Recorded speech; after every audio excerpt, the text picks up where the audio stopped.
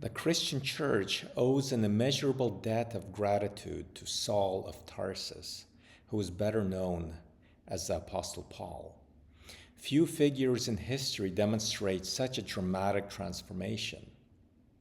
Paul began as one of the fiercest enemies of the early church, actively persecuting believers.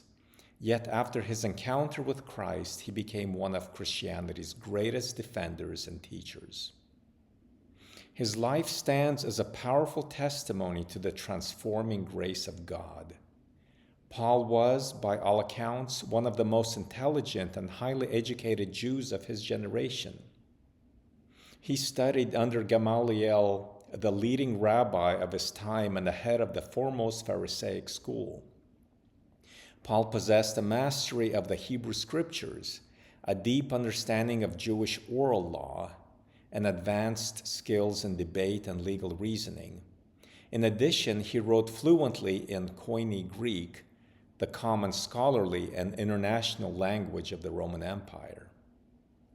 This unique combination of Jewish scholarship and Greco-Roman education equipped Paul to communicate the gospel with clarity, depth, and authority across cultural boundaries. While the Gospels provide us with historical accounts of what Jesus did, his life, his death, and resurrection, it was Paul who articulated the theological significance of these events.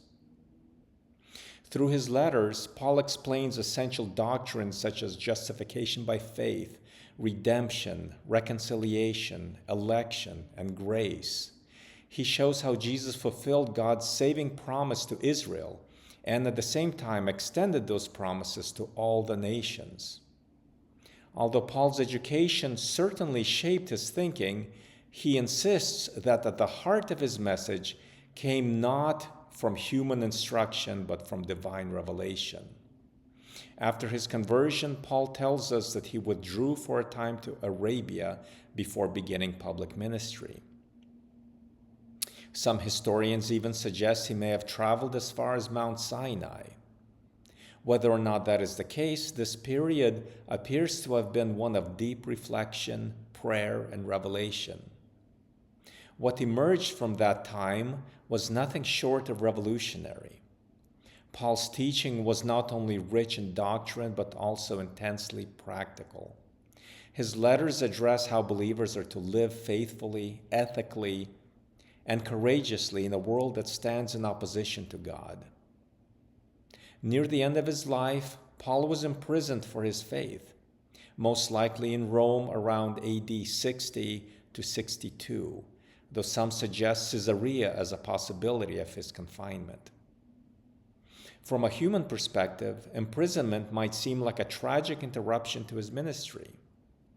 Paul himself may have felt the weight of lost time, yet God used those years in confinement for a greater purpose. Unable to travel freely, Paul began writing letters to churches and individuals, letters that would become foundational texts of the Christian faith. From this imprisonment came the 4 prison epistles, which are Ephesians, Philippians, Colossians, and Philemon. These letters were written toward the end of Paul's life and reveal both his theological depth and pastoral heart. Historical evidence suggests that Paul was eventually released and resumed ministry for a short time before being imprisoned again during the reign of Emperor Nero. It was during this second imprisonment that Paul was executed by beheading, likely between AD 64 and 67. Thus sealing his testimony with his life. Among the prison epistles, Philippians stands out in a special way. While Ephesians and Colossians focus heavily on doctrine and church structure, Philippians is deeply personal and relational. Paul writes with warmth and affection, frequently using family language to urge believers to remain united. He emphasizes joy, humility, and perseverance, even in suffering. And unlike his other prison letters, Philippians contains only a few references to the Old Testament. Instead, Paul concentrates on how faith should be lived out through obedience, service, and active virtue. Philippians also offers a striking portrait of Paul's attitude towards suffering.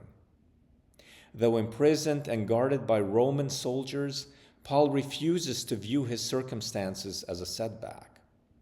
The constant rotation of the imperial guard gave him repeated opportunities to share the gospel, turning his confinement into a mission field. Paul even acknowledges that some preach Christ with impure motives, yet he rejoices as long as Christ is proclaimed. As Paul reflects on his life and faces the reality of death, he reaches a profound conclusion.